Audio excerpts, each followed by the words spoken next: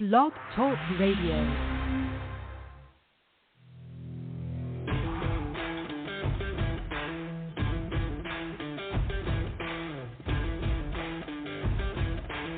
The following broadcast is brought to you by the iGolf Sports Network.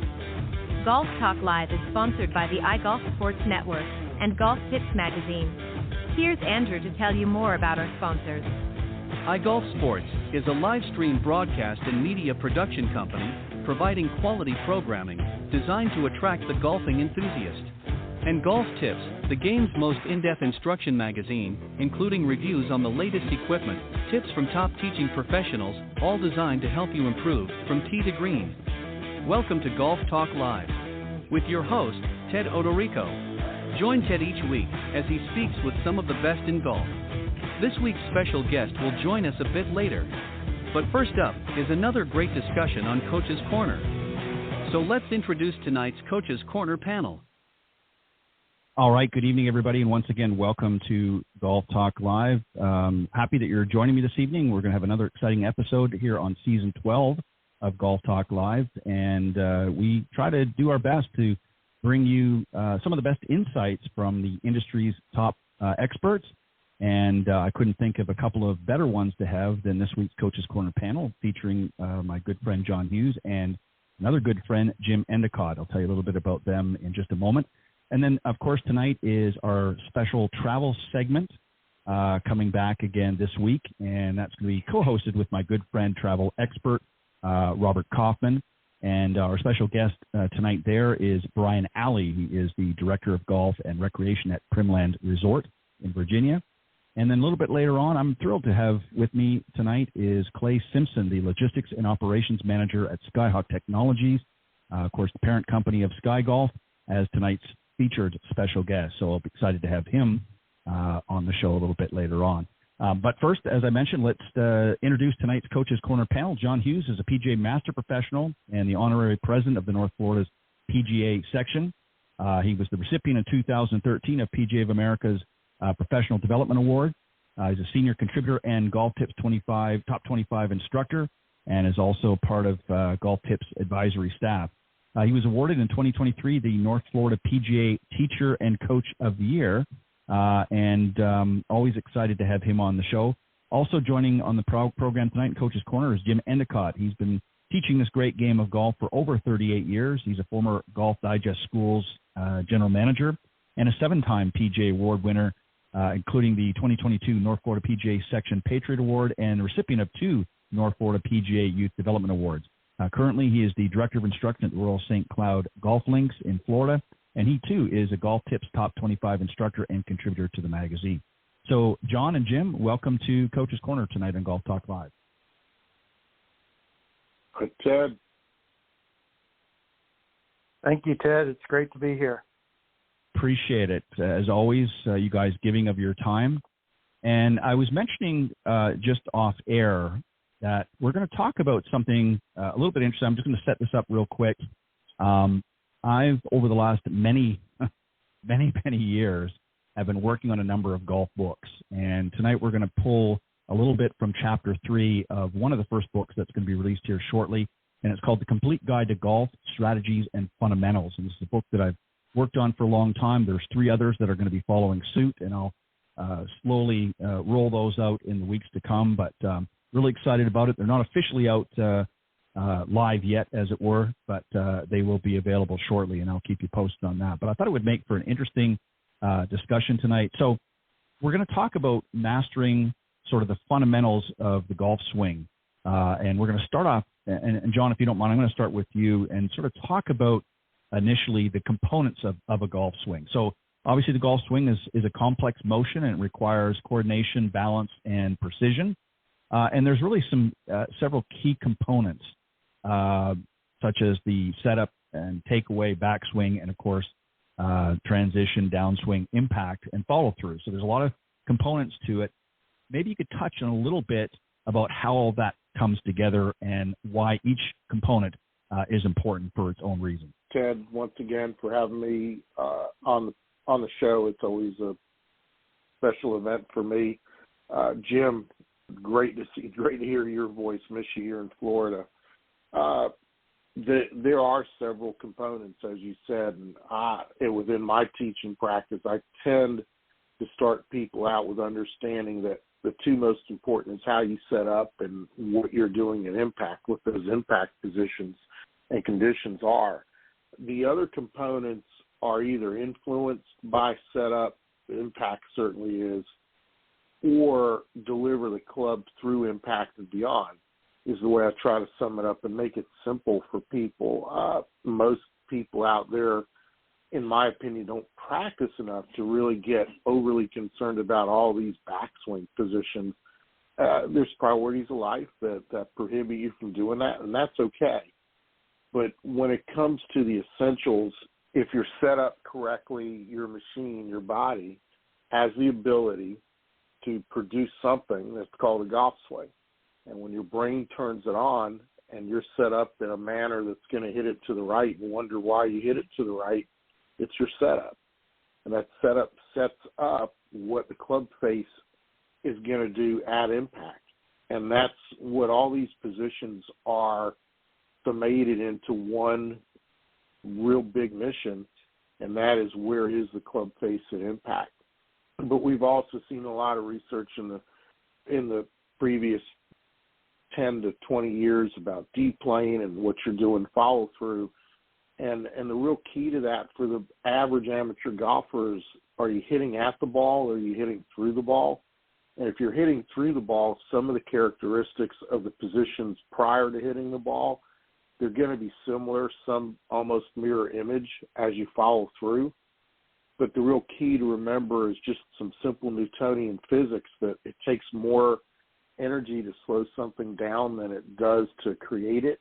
So if you're stopping just past your impact position, you're actually creating that stopping action prior to hitting the golf ball. So how that all sums up, let's get you set up correctly. The takeaway, that initial 3 feet, if I'm going to work with anybody at an average amateur level, that's probably what we're going to focus on in a backswing situation, getting to the top, to transition, being solid enough to where your body starts the downswing, trying to conserve and save as much energy as you can to release that impact, and then allowing that club to follow through towards the target, allowing those arms to extend, requires that continued rotation where you can get to a balanced finish. There's tons of things we can talk about with this, Ted, but in trying to sum it up, everybody's built a little bit different. Everybody thinks a little bit different. Because you're built and thinking different, your setup's going to be a little bit different from everybody else, but that doesn't mean you cannot achieve an impact position similar to the people that you watch on TV. It's a matter of diligence and putting some hard work to it. Well said. You're exactly right. There's, we're all built differently. Everybody's going to be a little bit different, but obviously there's certain commonalities that we're all going to experience when we, put these pieces and these components together. So, but well said. John touched a little bit on this, but I want you to maybe get in a little bit more, if you wouldn't mind. That's the physics of the golf swing. And, we're talking about things like torque, centrifugal force, we hear about, and obviously the transfer of energy. Can you maybe just, again, I know it's a pretty in-depth topic. We really want to just sort of, I don't want to say gloss over, but just maybe touch on each of these components, what we're really talking about here and what it means in relation to the golf swing.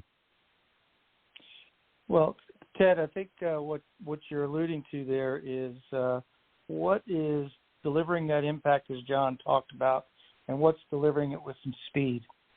And as we look at it, to elaborate on what John said, is, we stand to the side of the golf ball. Because of that, we have to have body rotation in the golf swing. And we stand in a manner where the ball's on the ground or on a short tee. Therefore, the golf club has to go up and down. And the combination of those two things, the sequence of those things, is what's creating what you're saying in terms of torque and or speed. And so I like to look at the idea of the body's turning motion is to provide the room so that the arms can swing the golf club up and down with speed. And so we create the beginning of the backswing by the torso and the body rotating away from the target, and that gives us a place for the club to swing inward and then up and over our shoulders. And as we have that up there, there's room for the club to start down, but I have to get room on the through swing, as John talked about, swinging through the ball. And so as the arms are dropping down, the lower body is beginning its unwinding, if you will, or rotating through towards the target. And then the arms and the torso are following that to the finish. So the body turns in the backswing, giving a place for the arms to swing inward and up and over the shoulders. As we start down, the hips begin to make room for the club to go downward and through impact so that we can continue that rotation through to a balanced finish. So the torquing is the body rotating in the backswing, the lower half beginning the downswing as the upper half and arms follow that. The arms create our speed. The body creates the foundation and support to create the speed with the arms. Well said. Jim, you, again, really have touched on a lot of the points that I wanted you to, and, as did John. And I think it's important. And the reason why I wanted to have, obviously for two reasons, obviously was sort of a pre-introduction to this book that's going to be coming out. But I really wanted to touch on some areas that don't really get talked about a lot in golf, certainly amongst ourselves as professionals, but just to give people understand, they hear sometimes terminology being used and don't really understand it. So I wanted to sort of give a little bit of an insight into that. You guys have, I picked the right night to do this. I have a couple of great professionals that can articulate really the points that I wanted to get across. All right, John, I'm going to come back to you. We're going to move into, there's obviously there's some obviously parts that I'm going to be skipping over, things like the stance and grip pressure and things like that, because we've talked about those many times on Coach's Corner. And I want to move into really the golf swing plane and understanding that swing plane. So just for the folks out there listening, the swing plane is the angle and path that the club travels on during the swing. It's often visualized as a flat surface that extends from the ball through the shoulders at address. And the goal is to keep the club head on this plane during the backswing and downswing to promote a square club face at impact. So my question to you, John, is talk about the impact of the swing plane on ball flight, and then I'm going to get you to maybe offer maybe a drill or two on helping improving swing plane. It's a fantastic question, considering the clientele that I've had come through the past 5 to 6 days. Swing plane, if you want to get ultra technical, you can talk about one plane swing, which Jim's very familiar with through Mr. Hardy and Chris O'Connell, who's out there coaching Matt Kuchar at the moment and some others. Two plane is what most people do. It's where you start the club back and you get a little bit more vertical than most people would like to see you do, but on the way down, it's a little bit more vertical. The easiest way that I show people swing plane is from down the line with your video, and I draw a line from the ball through your hands and through your back, and that's the plane that you had described in the question that you posed. And the concept is, can you keep your hands on that line? Because if you can keep your hands on that line, you can keep the club on or below that line. Anything below that line is going to store some energy. If the club's on the other side of the line, if your hands are on the other side of the line, your swing path is losing energy. When that club is coming underneath, you're swinging from inside to out. You're going to create some draws that way. Most people swing outside in or over the top. Trust me, I've seen over the top. You probably don't swing over the top. but your hands are above that line that I just got through describing. And that's truly what's over the top. The simplification of this is your hands hold the golf club. And when you're a beginner, when you're a double-digit handicap, I think the real key here is that your hands have one function and one function only, and that's to hold the club correctly. Because if it's held correctly for your anatomy, this swing plane is much easier to achieve. When the grip is not held properly, when the handle is not held properly in the best positions possible that your hands can be in, you sacrifice that swing plane. Forget about movement. If you just stood still, you'd have a hard time with that. So the club the club head itself has to naturally follow the hand. And that's why I draw the line that way. There's been numerous ways I've drawn those lines on videos throughout the last 30-plus years.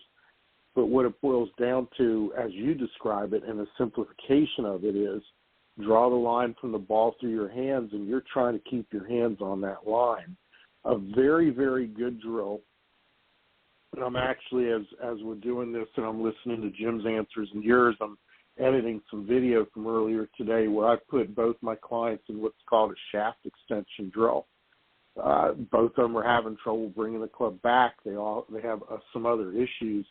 And basically what a shaft extension drill is, take a very skinny alignment stick and put it through the hole of your grip and have that stick extend outward underneath your front arm, the left arm for the right-hander, the right arm for the left-hander. And the concept is, can you make just a chip shot swing and never, ever have that stick touch you? And what you're concentrating on there, what you're working on, I really should say, is swing plane where it matters. That last 12 inches approaching the ball, the first 12 inches through the ball. It's an excellent drill. It creates some synchronization between lower and upper body. It does keep the hands on plane quite a bit. And when the hands go off plane, high or low, it's noticeable. And the stick happens to hit you. That's how noticeable it is. Very, very simple drill. I call it ball striking 101. When you're off plane, when you can't get the path to be consistent and you can't get the club face square, this is a very simple drill to get started with. Recently did a school where a client called it's the ticket to bigger swings, and I couldn't agree more. Yeah, it's a great answer, John. Thank you for that, and you articulated it very well.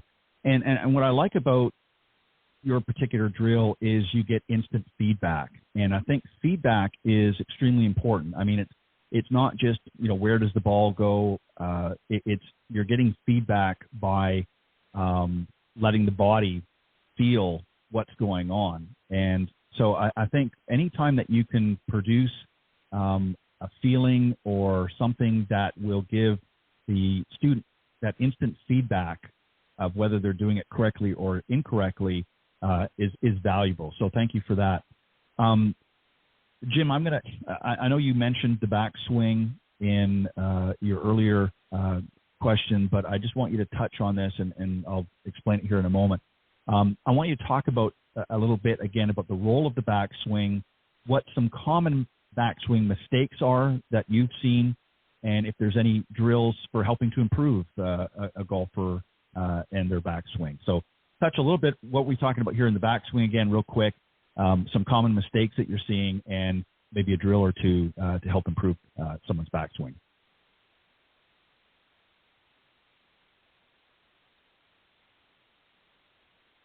And Jim, I think you're muted. There's really two, sorry about that.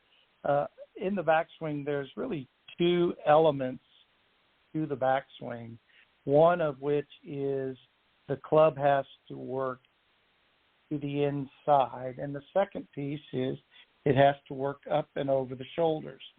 And quite honestly, we'll say it this way, it's in and up. And as John talked about, one plane versus two plane, one plane it's working upwards and getting in line with the shoulders. And then a two plane, it's working in just as the one plane did, but this time the arms are working up and above the shoulders. And so it's getting it set up into a position where we can deliver the club down on plane and from the inside.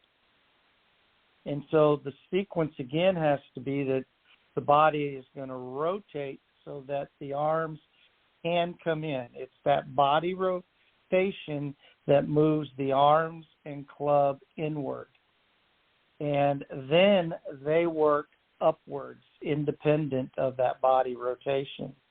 And what I see happen frequently is people hear the idea that they have to get the club to go in, and the in becomes an action of the arms moving the club in, and the body, in essence, is actually working upwards. They've got the ingredients kind of reversed or in the wrong parts doing the work.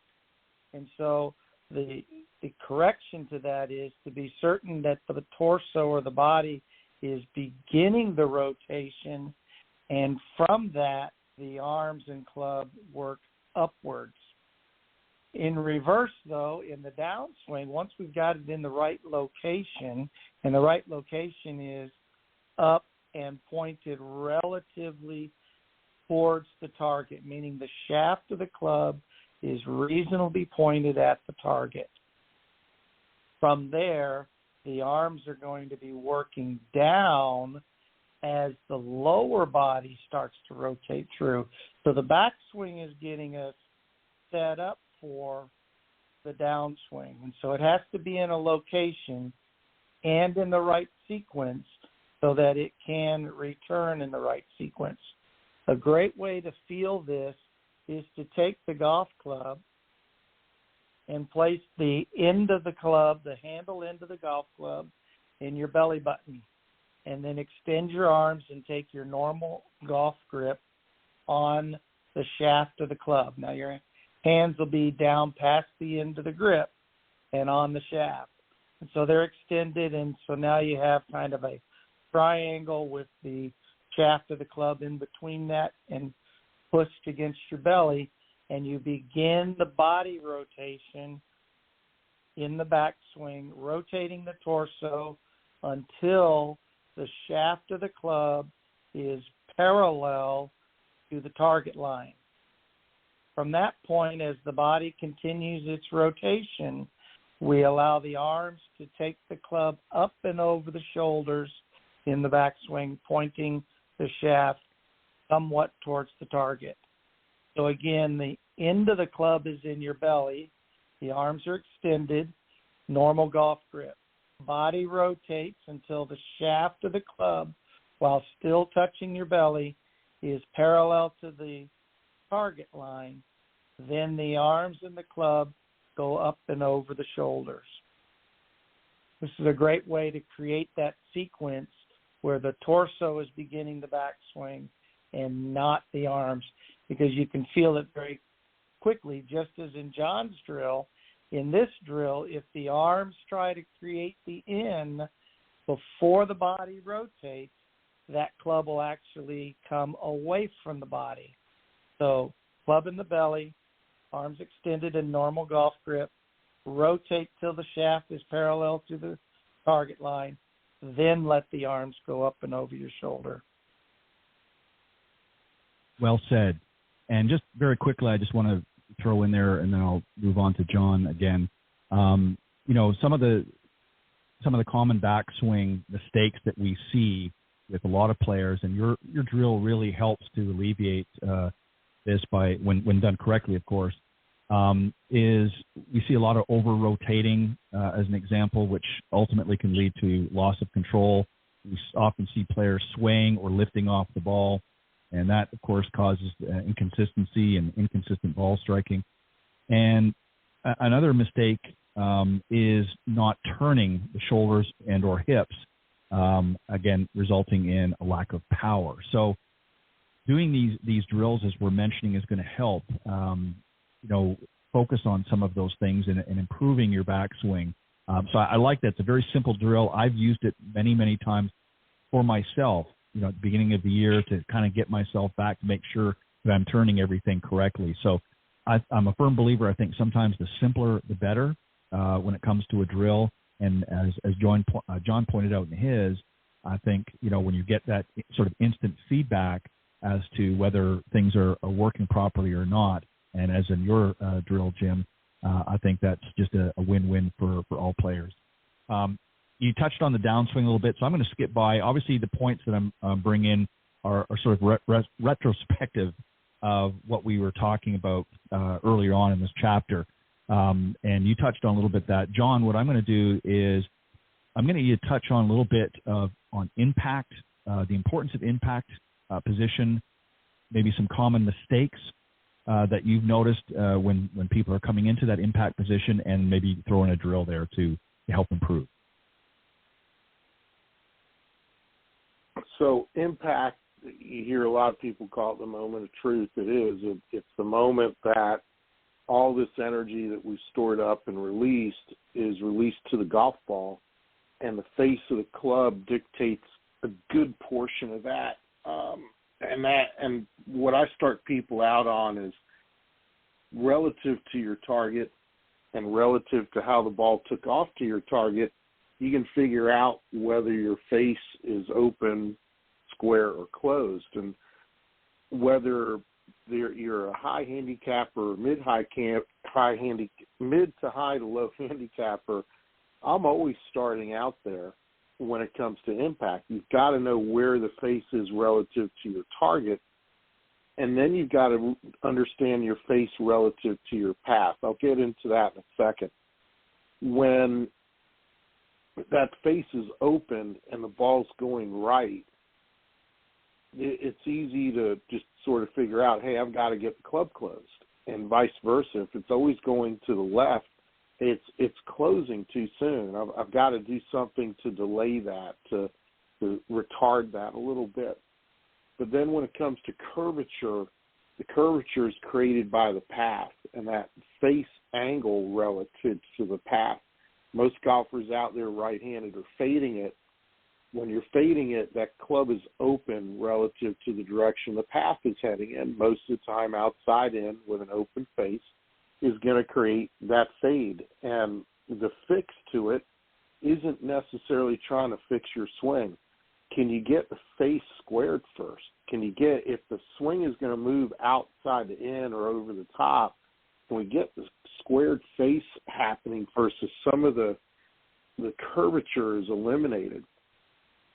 As you're doing that, believe it or not, your brain, your body, it's starting to understand the cause and effect, the relative nature to the face, to the path. And believe it or not, you'll start not necessarily fixing your path, but minimizing possibly how much outside the in it goes. You've got to understand that before you can put a drill out there. I use what's called gate drills quite often to help people eliminate an outside-in swing path, particularly if driver putting an impact bag out in front of them close by so the club head doesn't hit the bag. But until they understand, hey, you're always going to hit a slice, even if you straighten out the path, if that face is open, that's critical. Until they can learn to square the face, impact is just going to be a glancing blow. The obvious mission to all this is putting the ball more into the middle of the sweet spot of the club and being able to paint the face of your driver with, say, foot spray or even your iron, and locating where that ball hits the iron or the face of the driver can help you understand setup alterations. Do I need to move the ball forward, back, closer to it, further away from it? It's also going to tell you and confirm a lot of the other things, particularly if you're hitting a slice, you're probably hitting it off the toe somehow. It's probably high on the toe. And if you look at the bottom of your driver with the T marks that are slanting across the toe, that is an absolute confirmation that your path is moving outside in, the face is open. Again, not to get it too complicated, if you're having trouble getting the ball to start on line, whether it's starting on line or curving off line, let's get the face fixed first. Let's have you understand how to fix it, get you into that impact position, understand that impact is pressure placed upon the ball. It's actual pounds per square inch of pressure. And the further you can hit it, the more pounds per square inch you're putting into that golf ball. And there's ways of creating better impact. You can't get the better impact until you can square the golf club. I like it. Well said, John. And just one or two more quick things I want to mention. Some common mistakes often that we see as professionals is, and this one here particularly can lead to, certainly one of the reasons that can lead to loss of control and power, and that is flipping the wrists through impact. That's something that we see a lot, hanging back on your trail foot. So for you right-handed golfers, that would be your right foot. That can cause some fat and or thin shots, depending on how you're clearing through.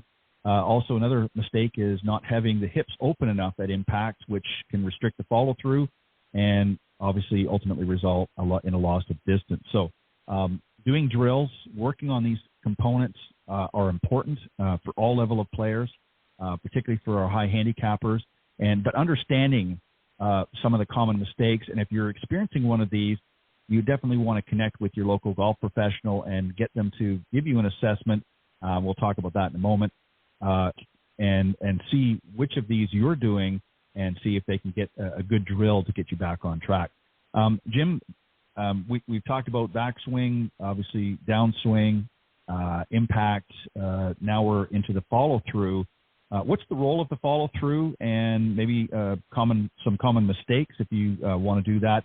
And is there a drill for helping to improve our follow-through? What are your thoughts here? Yes, the follow-through is really an extension of what John was talking there of impact. To have the correct follow-through will enhance the ability to swing on plane and in the right direction. For example, you mentioned hanging back on their trail foot and not rotating through. And what that's done is it's left the lower body in the way of where the club needs to swing, which is back to the inside. Thus, if the body hasn't rotated through, the club needs to now extend off as a right-handed golfer away from them and to the right. So this would create a plane that is aligned to the right, a path swinging in to out, and it begins to change our angle of approach where the club is actually bottoming out prior to the ball and then lifting as it gets to the ball. Conversely, if that body has rotated through too soon, that creates what John was talking about of that golf swing that's over the top of the plane and or swinging to the left as a right-handed golfer. I like to say swinging towards themselves versus away from themselves. And so if the body has gone through prior to the arms going down, that club is now swinging off away from the target and back to the inside too soon. So the sequence needs to be correct there. As we get to impact, then the body is going to continue to rotate to the finish, giving an area for that club to swing back to the inside. A drill that you can do for that player who tends to hang back on their trail foot and doesn't turn the body through early enough would be to simply take, and as they're swinging downward towards impact, to take the trail foot and take a small step towards the target. We saw a wonderful player whose name is actually Gary Player, who played his career doing just this in his golf swing, not just in rehearsal, but while hitting the golf ball. He let that that trail foot, that right foot, take a step forward, giving his hips additional ability to rotate to the finish, giving a chance for that club to now swing back to the inside. On the flip side, that player who has the tendency to get the upper body to rotate through too quickly, this one we could take and have them stand where the ball is in line with the middle of their stance, and they take their trail foot, or as a right-handed golfer, that right foot, pull it back off of the target line where the toe of the trail foot is in line with the heel of the lead foot, and then place it up on the ball of the foot. So they're kind of balancing on their toes of their trail foot, and then give it a swing. Very difficult for that upper body or the body in general to rotate through too soon, and it gets them to get the feeling of the arms coming down, and then the body will still rotate through, but they won't go through as quickly.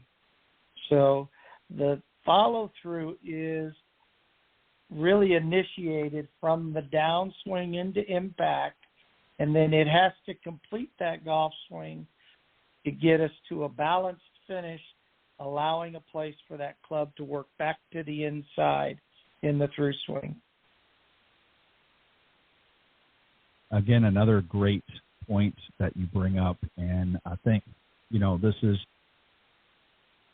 putting all of these pieces together in the correct fashion, I think is crucial to becoming a better player. Too often we see one or maybe more components of the golf swing that are just not quite right, and we see a lot of overcompensating, either with a rushed backswing or a rushed follow through, what have you, in order to make up for earlier mistakes.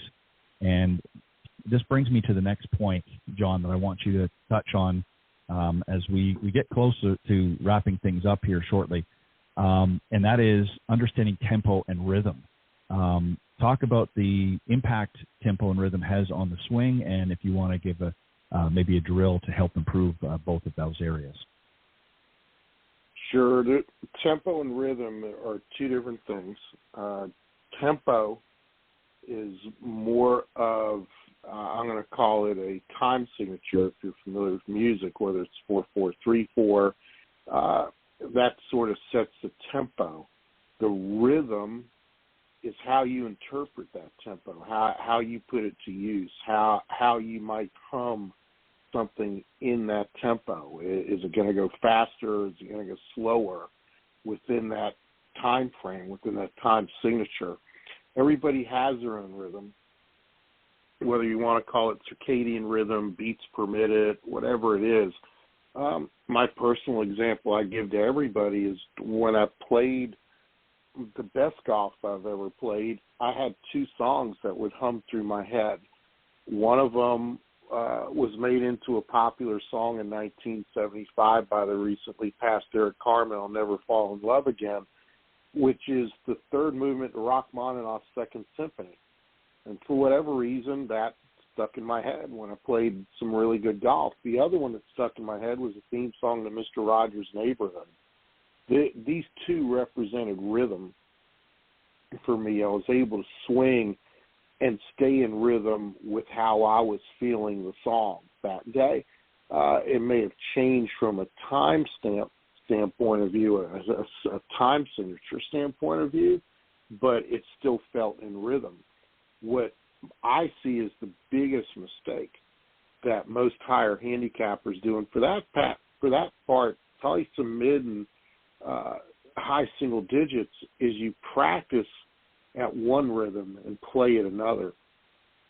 And the most common thing, I think the two of you will agree, is the old rake and hitter is what we call them. You rake a ball over and hit it, rake a ball over and hit it, rake a ball over and hit it, sometimes not even seeing the full flight of the ball. And that's not the same rhythm in which you play. So one of the things I get people right away on working for is a rhythm that matches how they play. when you get out of the cart and you pull the club, what is your pre-shot routine? Let's get into that pre-shot routine, because that sets your rhythm. That sets how you're going to feel about the shot. When you start practicing that way, the people who claim they're great range rats and they can't bring it to the golf course, this is probably the number one reason why they can't. And when they figure out how to create rhythm in their practice by replicating the rhythm that they play by, it makes it easy to create a cycle. It's not a one-way street from the practice area to the golf course. It's a cycle. And the basis to that rhythm, the basis to that cycle is your pre-shot routine. There are other ways of creating rhythm and tempo, and there's some fantastic apps out there. I use a metronome, a very simple metronome that I can set the beats per minute to. There's tons of free ones to put on your mobile device. There's a couple of other ones that you can pay for that are maybe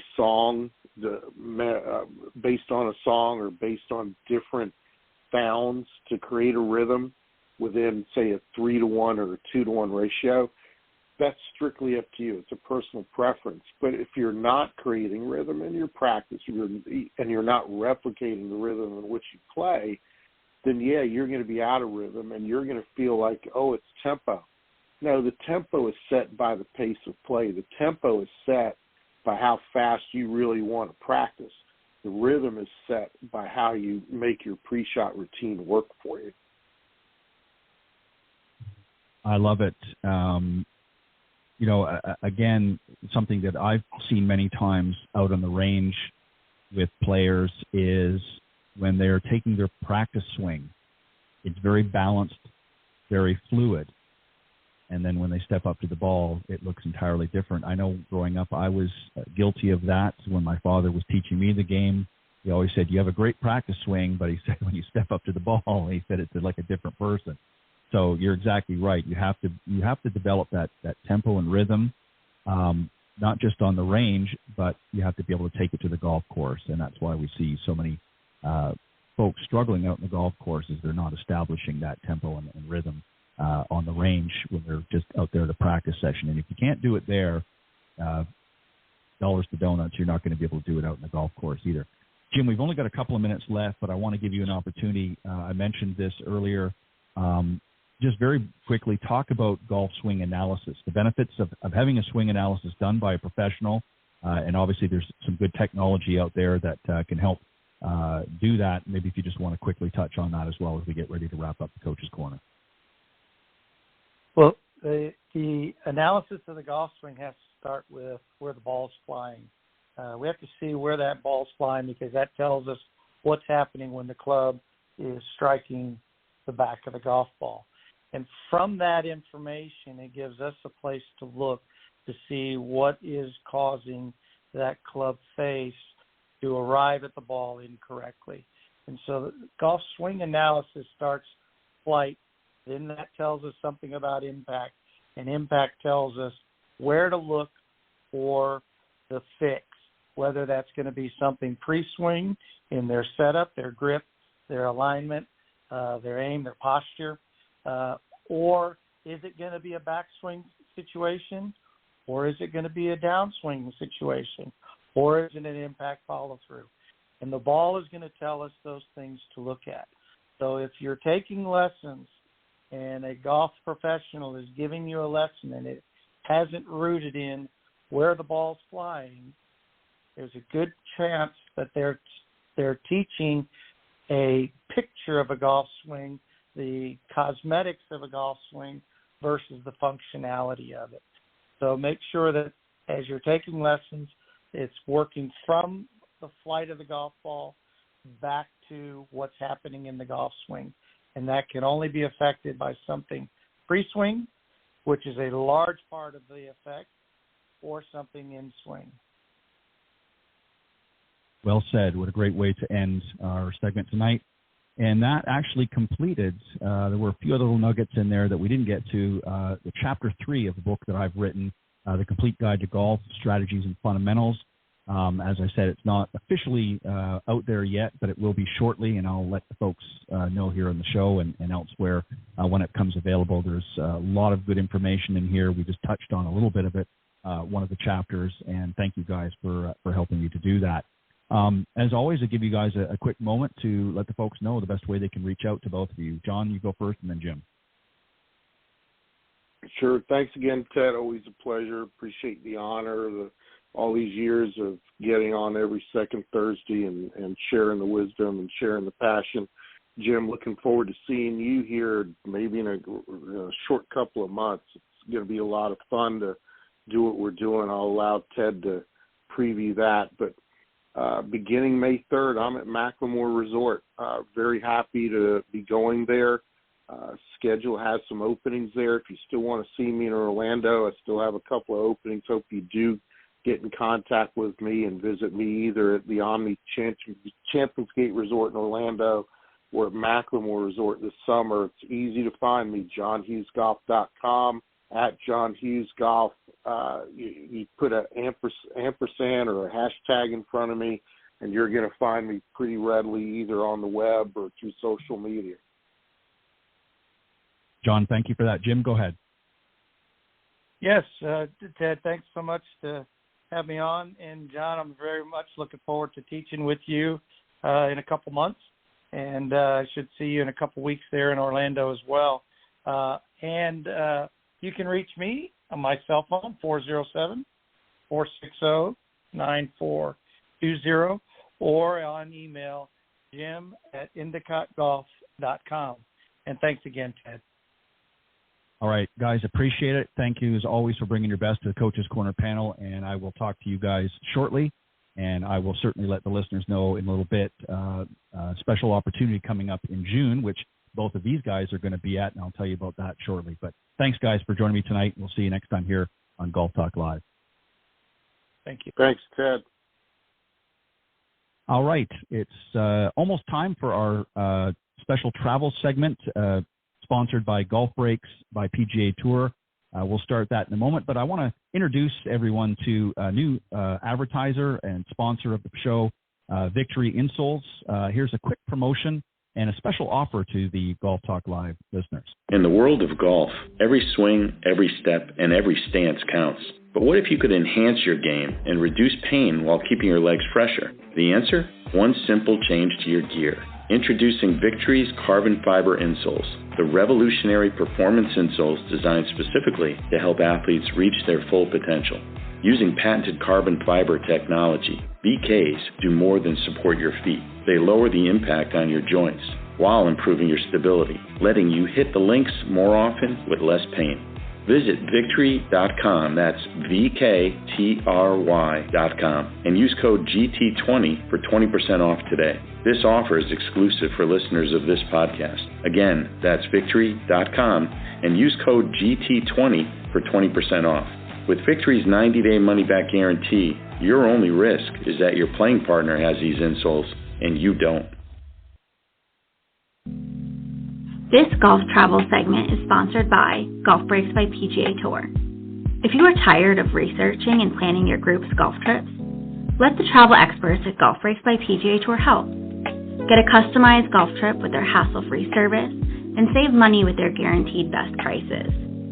Right now, Golf Breaks by PGA Tour is offering up to $200 off your next golf trip, exclusive to Golf Talk Live listeners.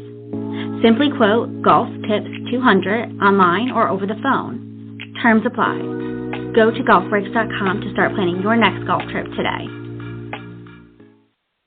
All right, welcome back, everybody, and thank you for joining me tonight on Golf Talk Live. And as mentioned in our intro, we're now going to be doing our special travel feature sponsored by Golf Breaks by PGA Tour. And my co-host is internationally published golf and travel writer and award-winning photographer Robert Kaufman. And tonight's special guest is Brian Alley, Director of Golf and Recreation at Primland Resort in Virginia. So I'm going to bring both of them on, and we're going to get into tonight's discussion. Robert and Brian, thank you for joining me tonight on Golf Talk Live. Good evening. Thanks for having me. Good. No, it's great. Good to be talking to you again. I know it's been about a year since I last saw you. Ted, go ahead. Why don't you introduce Brian, and we'll get things going here. Yeah, Brian, as I mentioned, is the Director of Golf and Recreation at Primland Resort, and where he's worked for more than a decade and began his career as a golf professional at the Alley Methodist College PGM School, and earned his PGA membership in 2007, and now he's at, as I said, the Primland Resort. So, Brian, welcome to the show, as I said, and we're excited to have you talk a little bit about what you do and that. So just maybe go back a little bit before, and then I'm going to turn it over to Robert, because I know he's got some questions for you, is maybe just give us a brief introduction of how you got involved in golf. Well, thanks for having me, and good evening. How I got involved in golf is kind of a random story. I was more of a baseball player growing up, but was at my uncle's house one day and had an old set of clubs and thought I'd give it a try, and made contact on the first strike, and here we are. So baseball went by the wayside, and I took up golf full steam ahead. I think it's... So no more bats and balls, huh? Yeah. No more balls being hit at me. I thought I'd hit them myself. So. Yeah. Right. I think that's a good switch. Well, thank you for sharing that. It's always interesting to hear people's backstory, a little bit of how they got introduced to the game. Many of us obviously grew up with, maybe our father or another adult sort of introducing us to the game, and others were maybe more aggressively involved in junior programs and worked their way up from there. But always interesting to hear people's backstory. So I'm going to turn this segment over to my good friend and co-host, Robert Kaufman, who is a travel editor for Golf Tips magazine, as well as many other publications. That he's a freelance journalist and photojournalist as well. And he founded the Northern California's first monthly golf publication, Golf Today. And you can find a lot of his work not only in Golf Tips magazine, but other publications I mentioned, and can be viewed on his website at pictureparfect.com. So, Robert, I'm going to turn it over to you, and I know you've got some questions for Brian. I do. Thank you, Ted. That was quite the intro. So, Brian, as Ted mentioned, I do have a background as a photojournalist. So, when I first realized I was coming out to Primland, I looked on the website and bam, it just hit you right there in the face. I mean, where that property sits in the Blue Ridge Mountains is just so spectacular, what was carved out there. I had never been there before, so it's my first time experiencing it. So I'd like, if you could, just to kind of talk a little bit about how that area was found, how it was carved out, and a little bit about the owner's vision with Primland. Okay, yeah, it's such stunning topography, and the views are just second to none. So pretty proud of it. So I'm from this area. I don't really have ties to the land, but my grandparents, they both grew up at the foot of what we called the mountain. So a lot of stories growing up about going up on the mountain where now Primland sits today. But Mr. Prima, he was the visionary behind it all. He started looking for large tracts of land on the East Coast in the late 70s, and the biggest piece of this parcel was already put together, which is now 12,000 acres today. Mm-hmm. That's quite a chunk. It is. So it didn't start as golf. Obviously, the golf course didn't open until 2006, and really didn't gain full steam ahead until the lodge was built in 2009. It kind of started as a timber operation and then more of a hunting and outdoorsman kind of paradise, and it shifted over to golf in 2006.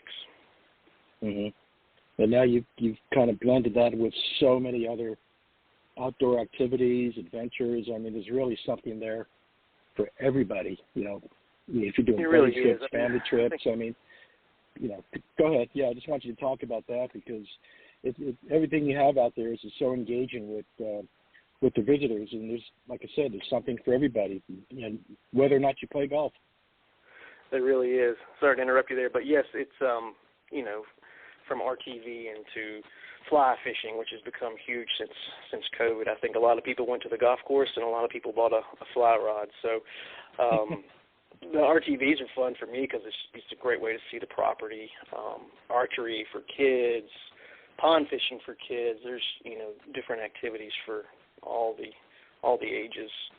And then of course when you get on top of the mountain, we have the golf course, we have the spa, the fine dining. We have a little bit of disc golf. We have biking. Just if you can do it outside, we're kind of in it. Yeah. So you're not going to find anyone just sitting around at the pool all day. They're going to be out there busy doing something. And if not, they need to find another resort property. Well, you said it, not me. It's like if you find someone bored there, then they don't love nature. That's for sure. Right. So let's get into the golf a little bit. Obviously, that's our focal point here. So the golf course itself was designed by a guy that did most of his work over in the UK and Europe, Donald Steele. So how did he come about to be enlisted to design the golf course there at Primland? Because he's only done a few, as far as I understand, in the States. Correct. I think there's 5 total. 5 total, okay.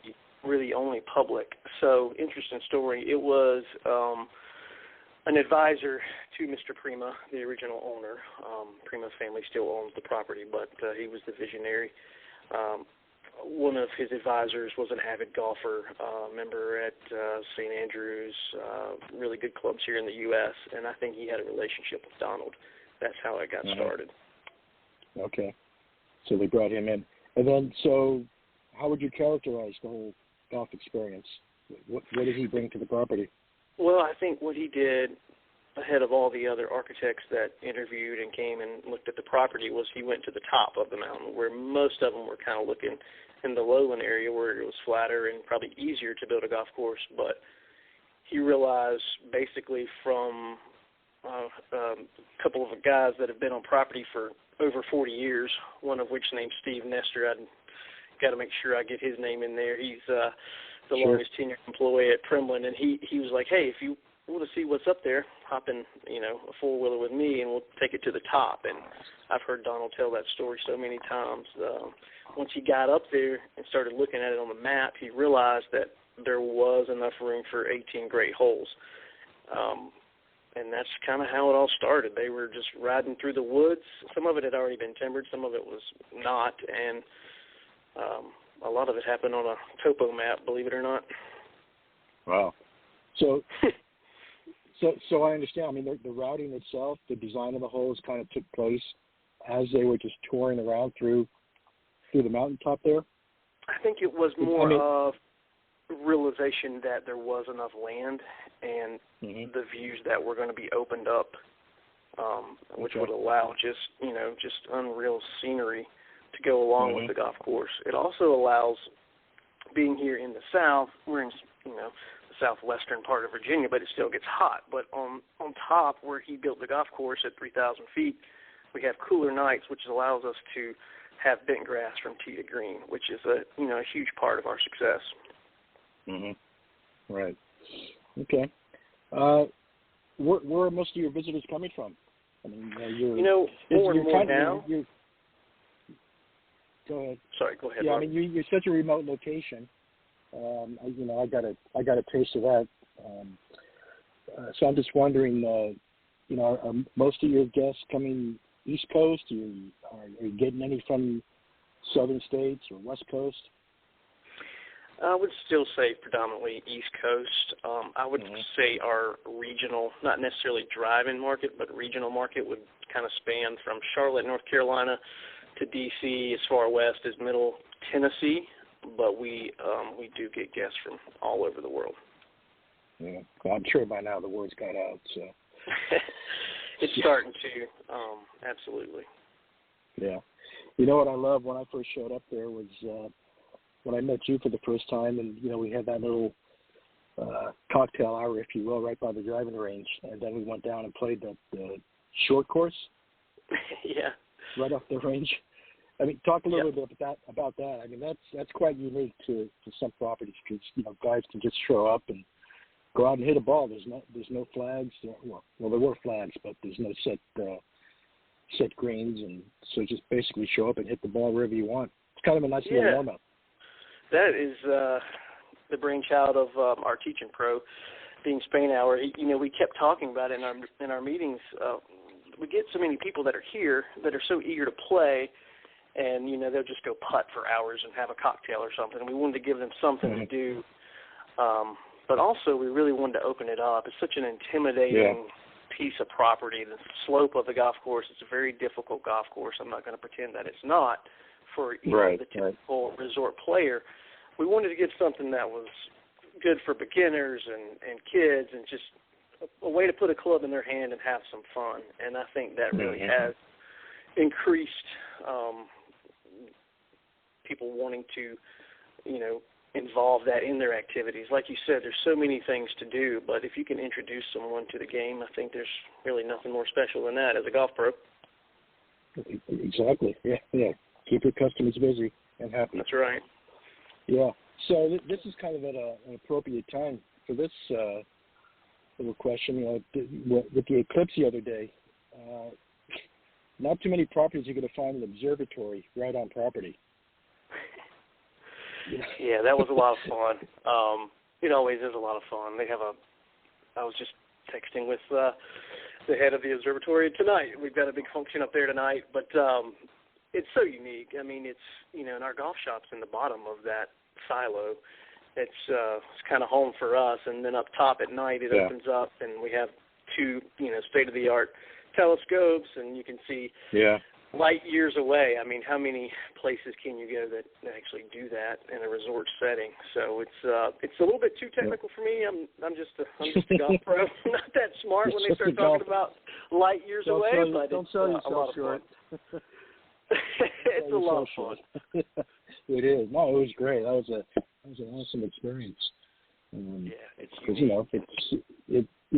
Usually when you go to a resort property, you go out at night, have dinner on property, and then what? Well, here you can go right up into the observatory and look at the heavens. Yeah, it's extremely popular. Like you said, at most resorts, there's not a ton to do at night if you're not watching something on TV at the bar, but this is another opportunity to get kids involved. We've opened up a new hour-long or 30-minute program each night to allow kids before bedtime, just to try to, give them something to do and also learn a little bit and get them interested in astronomy. So it's worked out well. Yeah. Cool. And what about your lodging out there? You've got beautiful rooms, but you've also got some kind of off-site cabins that people can stay in. What are some of the lodging options? I definitely take pride in that because it allows us to have all the different types of customers that do the different activities, whether it be hunting or golf or sporting clays. So we have 26 suites in our lodge. Again, it was opened in 2009. And then we have 6 fairway cottage units, which is about 200 yards from the golf shop, maybe 300. I don't think I can hit it quite that far, so I'm going to say 350. And then we have 16 pinnacle cottages, which are to the right of number 1 tee. So those are our luxury accommodations. And then we have mountain homes as well, and they vary in size. So you can get different types of families and golf groups or hunting groups, or they fit a multitude of purposes. Right. So this is all the accommodations are for rent. There's nothing residential on the golf course? Not yet. No okay. I'm happy to say that I do think that is part of the vision. It's coming. To be continued. How about that? Fair enough. Yep. So, I can't wait for that to happen. It's really going to turn our golf program around as well. It's really going to be an uptick for us, and I'm really excited. I think later this year there'll be some announcements made. Good. Well, speaking of announcements, I just learned that you're going to be hosting your first Highland Golf and Wine Classic. Yeah. What's that all about? It's going to be fun. The way our property's set up now, we get a lot of couples. I think this is mostly going to be a couples event. It doesn't have to be. I mean, any 2 people can come and play in the event, but right now the sign-ups are mostly couples so far. It's going to be really high-end. There's going to be gifting involved. There's going to be really extravagant dinners. We've got really great partners, whether it be Birdie for ladies, merchandise. We have Stitch for men. We have a couple different wineries that are involved, and we have a celebrity chef as well. So really looking forward to the first annual. I think it's going to be a huge hit. So for all those listening, that if that sounds interesting to you, please check it out. Just go to the Primland website. Is it, all the information is on there? Readily available on the website, and we're happy to answer any questions. It's going to be a very fun weekend. It's the weekend right Memorial Day weekend. So the golf portion is on the Saturday and Sunday before Memorial Day. Okay, perfect. Coming right up. So Coming right up. You should be hitting your stride here pretty soon with the weather, right? Springtime and. Yes. I would say if you ask me when the golf course is in its best condition, it would be from May through October. We do have some shoulder seasons in April and November, but we're really coming into our own. The golf course is growing in. We had some nice rain the last couple of days. It's only going to help for future growth, so we're getting there. Right. Okay. Well, listen, the last thing I want to ask you about, and again, I found so many unique things out at the property, but this had to top it all. Pig candy. Did you say pig candy? Pig candy. I remember that about you, Robert. We enjoyed the pig candy. I have never heard of it, tasted it, knew nothing about it. But, tell our listeners a little bit about what pig candy is. It's kind of our staple. When you go to the pub, you go in, and it's a great starter. It's bacon. It starts out as bacon, and then it has maple sugar. I can't give you the full recipe, but it also has a little bit of cayenne pepper, and it's irresistible to anyone who likes bacon. Let's just put it like that. Right. I've got some great stories about that. I've had one of my favorite ones was 4 or 5 years ago. I was standing in the golf shop, just answered the phone, and some guy calls, and he's like, I'm on hole 13, and I want to get 4 orders of pig candy. And I was like, okay, I'll be right out with it. He's like, no, I'm in Myrtle Beach. I just want you to FedEx me 4 orders of pig candy overnight. So obviously we had some Primland guys that had been with us recently, and they were getting together in Myrtle Beach, and we got it on the next truck out. Oh, that's funny. I didn't realize that. I'll have to put in my order. You're a little bit further away. I don't know if I can overnight it to you. Okay, good. Well, Brian, hey, this has been great to catch up again and, spread the word about Primland. Again, it's an amazing property up there in the Blue Ridge Mountains. And, I, for one, would encourage anyone to go visit and spend a few days and take advantage of everything that you have to offer there. Well, thank you very much. I hope you do come visit us again. We had great fun out on the course and enjoying those nice meals that we had, and hopefully you can find your way back as well. Oh, yeah. Well, thanks again, Brian. You have a great season. Hey, thank you all for having me. You're welcome. Thank you, Brian. And just to reiterate, and if you want to quickly maybe just give the website, if people want to get more information, what's the website that they can go to? Yeah, Primland.com. We'll shoot you right there. A Brewers Resorts collection. We're a part of their collection, but if you just type in Primland, it'll pop right up. And our webpage is fully updated, all the events that we have for the season, whether it be golf or any other outdoor activity or special on lodging. So please check us out. And like I said, the Golf and Wine Classic is the next one up, and we got a few spots left. So anyone interested in that, it's going to be a really, really fun event. Well, it sounds great. Again, thanks. Yeah, I want to try some of that. I think I might get Robert to give you my address, and you can ship some of the pig candy out to me. I think I'd like to try that. It sounds good. I'm waiting for my invite up to Primland too. By the way, I would love to come up and visit you in the Blue Ridge Mountains. So we'll set that up at a later. As well. This is your invite, so don't say you weren't invited. Come on and see us. All right, I will definitely do that. Well, Brian, again, thank you very much. Brian Alley, the Director of Golf and Recreation at Primland Resorts. Again, you can go to Primland.com or AubairesResorts.com. Will come up as well. And get all of the information there and some great events coming up and just a great time. Lots of things to do there. And they're getting ready to hit their stride in the golf season. So thank you very much for joining us on our special travel segment, and we look forward to seeing you in the near future. Thank you for having me. Brian. Happy Masters Week, everybody. Yes, that sir. sounds good. I like that. It's a holiday for us golfers. Yeah, one of the few that we get. All right, Brian. Thank you very much. Have a great evening. All right. Thanks, Brian. All right, Robert. I'm gonna. While I'm waiting for my next guest, we got a minute or two. What I want to do is just very quickly, because I know you're heading out. Tell us a little bit where you're headed to. Well, I'm taking off this weekend to Vietnam. Long ways overseas from San Francisco, which is where I'm based. So I'm looking forward to that. Going to play some golf with a new tour operator that specializes in Asia over there, and we'll have him on the air after we get back. So a lot more to come on that trip. But it's going to be quite the adventure, playing some golf over there along the coast and enjoying all the foods and culture that Vietnam has to offer. So I'm looking forward to it. Well, we're looking forward to hearing a little bit about it when you get back.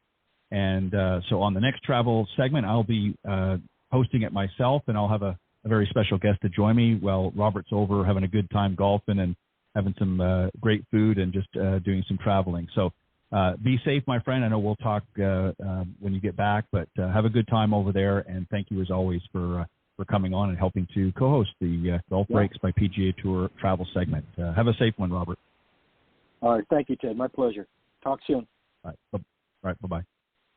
All right. We're going to take a really quick break, and I'm going to introduce tonight's special guest, Clay Simpson, the Logistics Operation Manager at SkyGolf. We'll be right back. The following ad is sponsored by Golf Tips Magazine. Are you tired of being short off the tee? And what about those 3 putts? Forget about it. It's time you got serious about your game. Golf Tips, the most in-depth magazine in the industry.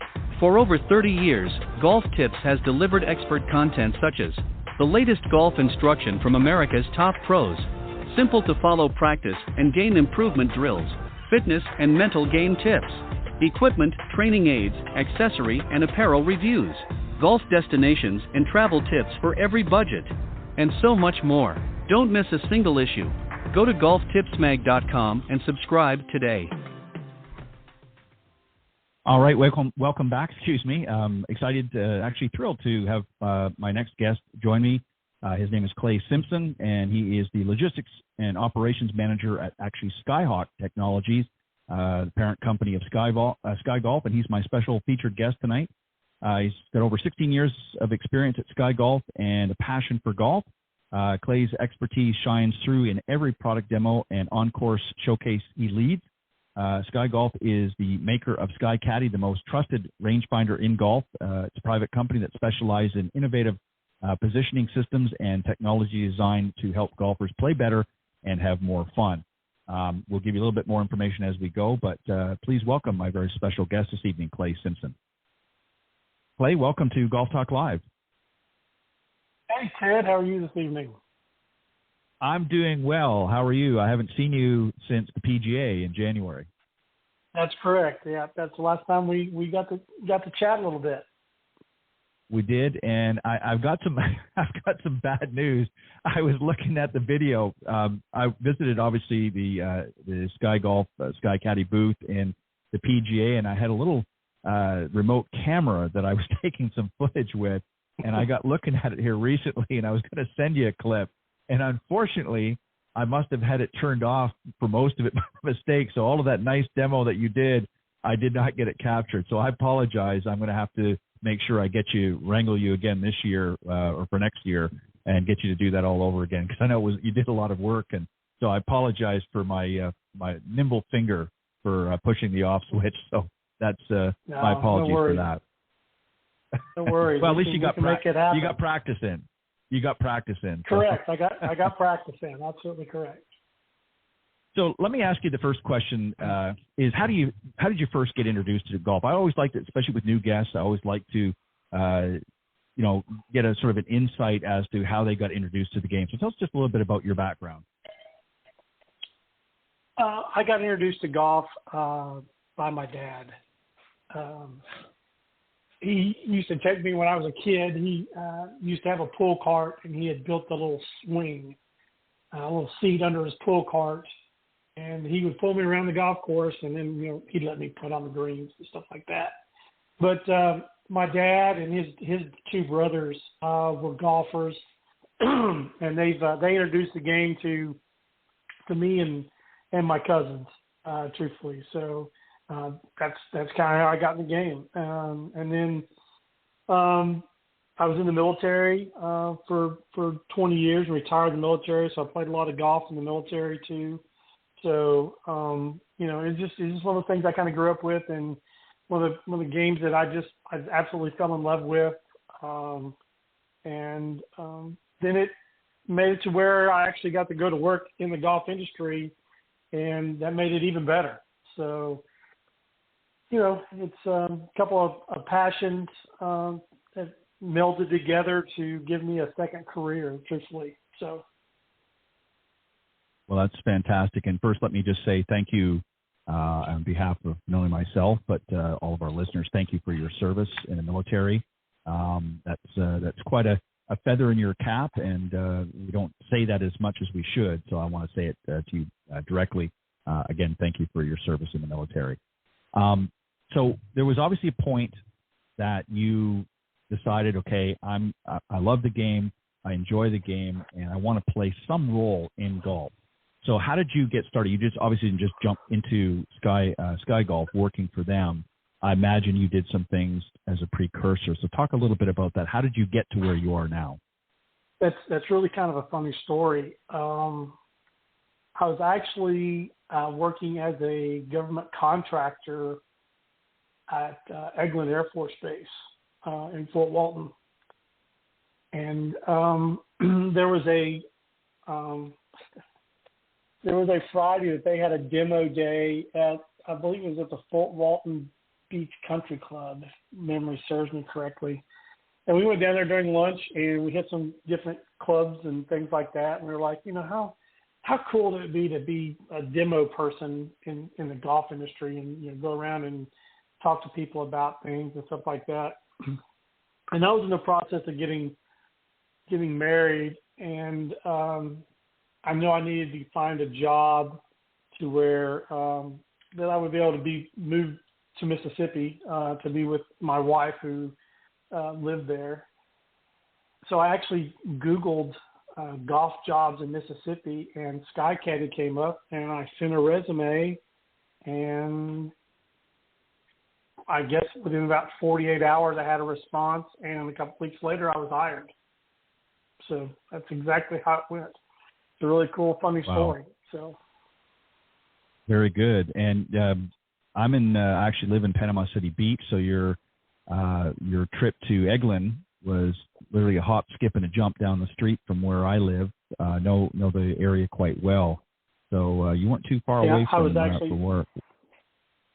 I was actually stationed at Tyndall I was stationed at Tyndall Air Force Base for 12 years of my career. So 2 different tours there at Tyndall. So I know the area very well. And obviously you're familiar with the beaches along the Emerald Coast, especially Panama City Beach and through to Destin and all that in Fort Walton, all those good areas. So I'm sure you spent some of your time there. And I actually heard recently, and don't quote me on this, but obviously Tyndall had a golf course. And I believe I had heard a rumor, not confirmed, I think they closed it. I don't know if you know that or not, but I think they closed it. That is correct. The golf course out there was called Pelican Point. It was a fabulous golf course. Absolutely. I enjoyed playing that golf course every time I had a chance to play it. It was one of Bay County's hidden treasures, that golf course was. Yeah, I used to get out in the bay and on a boat and would pass by, and you can see, I'm not sure which hole it was, but you could see 1 or 2 of the holes from the bay there. And I never got a chance to play it, and unfortunately, obviously, I never will. But now, I'd heard that was closed, and a lot of folks that I talked to at the time said the same thing as you did, that they really enjoyed playing there. It was a great great place in Bay County to get on and get some golf balls. So let's talk about some of the technologies behind SkyGolf. I know, as I said, and I apologize for the lack of video. Sure, no. But you talked about a lot of stuff down at the show. Maybe just give us a little bit of the background with the technology, because that's quite interesting in itself. And obviously a lot of people that are familiar with SkyGolf and SkyCaddy and all of the different things that you offer. But just give us a little idea, a little bit about the technology. Okay. First, let's talk about what SkyCaddy does that no other golf GPS product does. Is we send mappers out to actually map a golf course with survey grade GPS equipment from the golfer's perspective. And what do I mean by that is they're actually walking the same grounds, looking at the same terrain that the golfer is going to look at. So you get a golfer's eye from it. You can't get that from a satellite picture whatsoever. You can't pick out the best place to land a tee shot. You can't, sometimes you can't see all the hazards that are out there from a satellite because they may be, obscured by clouds, or they may be covered up by some trees or something like that. So you can't see all that great detail out there. So we're out there, we're mapping a golf course with this equipment. When we map a point, we're within meters, within a sub-meter of that point when we map it. So our devices with the maps alone are very, very accurate. Then if you take our GPS engines and GPS antennas that we put in our devices, these are not commercial grade. These are professional grade GPS engines and GPS antennas for their accuracy. So SkyCaddy's accuracy is 95% of the time within 1 to 3 yards. The other 5% of the time we're within 5 yards. So when you see one of our products and you see a yardage come up on that device, you know that you're within 1 to 3 yards of where you're going to get it. I wish I could hit a golf ball to within 1 to 3 yards of where I was wanting to. I probably wouldn't be talking to you on this show right now. I'd be playing in Augusta this week. Right. I was just, I'd be there with you. I agree. But so our new Pro 5X Tour book has all that wrapped into one. It's a full color, high definition, 5.5 inch screen, and actually we're calling it a electronic yardage book is what we're actually calling it, because of the detail, the accuracy, and of all the different measurements you can get just by simply looking at the screen. Wow, it just blows me away. When I was down at the show, and obviously I stopped by your booth and just was blown away by the technology. And it just seems every year it's like, they're increasing something else, and it's just, I don't know how you guys keep up with it yourselves. Those that work for your organization, because it's changing. By the time something comes out, there's probably, many more versions of that same thing. What I wanted to ask you, just to go back real quick for a second, and then I'll let you talk a little bit more about some of the products. When they're mapping, when you're mapping, your guys are going out into the field and they're mapping a golf course, typically how long does it take for them to map a whole golf course? It depends on they're doing a full course map. Are we going out because the golf course has sent us an email or made a phone call in saying, hey, we've moved a couple tee boxes, we've added some bunkers, we've taken some bunkers away, moved some greens, something like that. If it's a full blown on measurement of a golf course, you're looking at 6 to 8 hours. If you're going out for a remat, 2 to 4 hours, based on how many things have changed. Right. That's actually really impressive, because I would have thought it would be longer than that. Obviously I know you can walk a golf course in a few hours, but to, so when you're and again, I don't know whether you yourself have been involved in that aspect, or if there are other, folks at SkyGolf that do that. But so when they're walking from tee to green, are they basically just walking from tee to green, and then the mapping sort of branches out to cover the whole hole? How does the system, like, how do they keep it within the confines of each hole? Well, when we map a course, we actually do it hole by hole. So when I start on hole one, per se, I'll go to hole one and I'll mark the very far back of the farthest tee box. So the back of we'll say the black tee, right? I will map the back of that tee box, and then I will walk that tee box area. And I can label it as I'm mapping it on the little handheld device we have, right? And then I do that for all the tee boxes. And then from there, I can walk out to the first hazard or the first landing spot that I want to mark, and I can mark that. If it's a bunker, I can say, okay, this is the number one left-hand bunker, and I can walk the perimeter of that bunker, right? And then I go to the next point. If there's a creek or a pond, I'll walk up to the end of the creek or the beginning of the creek and say, creek. And I'll mark a point. And then when I get to the other side of the creek, I'll say, creek clear. This is where you can clear the creek and hit a point there.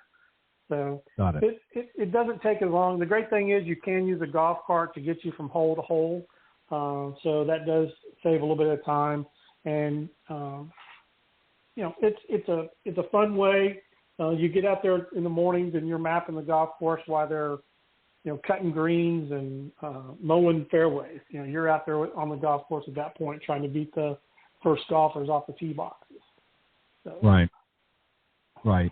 Yeah, I obviously, it's something that there's obviously a skill level to it as well for the people that are doing that. It's just always interested. I've never obviously seen it done. I have heard about it, not really, as familiar with the process, obviously, as you guys are, but it was just always interesting to see how it was done. I had a general idea, but it's kind of interesting. I think people kind of getting a little bit of a look behind the scenes as to what actually goes on when they're using your product, how that information is gathered and inputted into the system.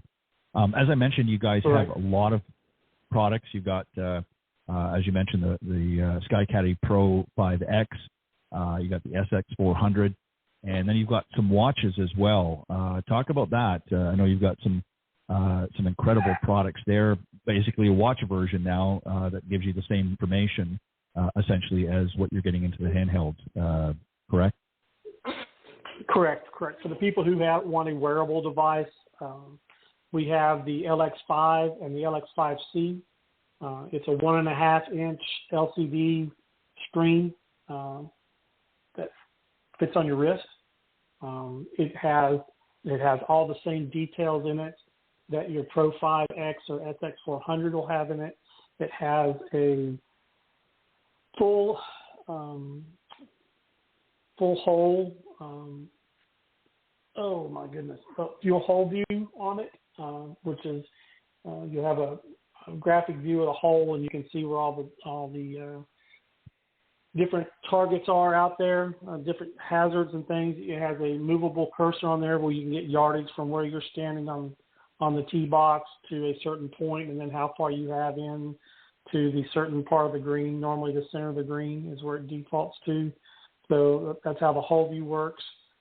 It has IntelliPath on it to where if you're picking a point in the fairway, it shows you a little dash line that shows you what the run out is to the fairway. If you happen to be playing a golf course that is with very dry ground, to where they haven't had any rain or anything, you'll know how far it is to that run out to where you run out of the end of the fairway to the rough. It has our IntelliGreen, and I'll talk about our IntelliGreen here in just 1 second. But it has our IntelliGreen and our IntelliGreen Pro on that watch also. So it's a lot of information packed into a 1.5-inch screen. It comes preloaded with a little over 35,000 golf courses worldwide in it. Wow! So really a neat deal if you're a person who wears a watch while you play golf. It's a great tool to have with you. And technology has gotten to a point now where it's almost, as a player, you can almost not play without it, because it gives you so much valuable information. I mean, when first, a lot of these products first came on the market, obviously the technology wasn't where it is today, and it was interesting, but it wasn't as accessible and as easy to use now. But the advancements that you guys have put together have gotten now where it's, basically a touch or, a moving of something on the screen very simply, and getting all of the important and pertinent information to make an informed decision. It's really what it's all about. It's not just a matter of just cool graphics and things like that. That comes part and parcel, but it's really about giving you the information you need to make an informed decision on your next shot, and an added bonus. You also have launch monitors as well. Talk a little bit about those.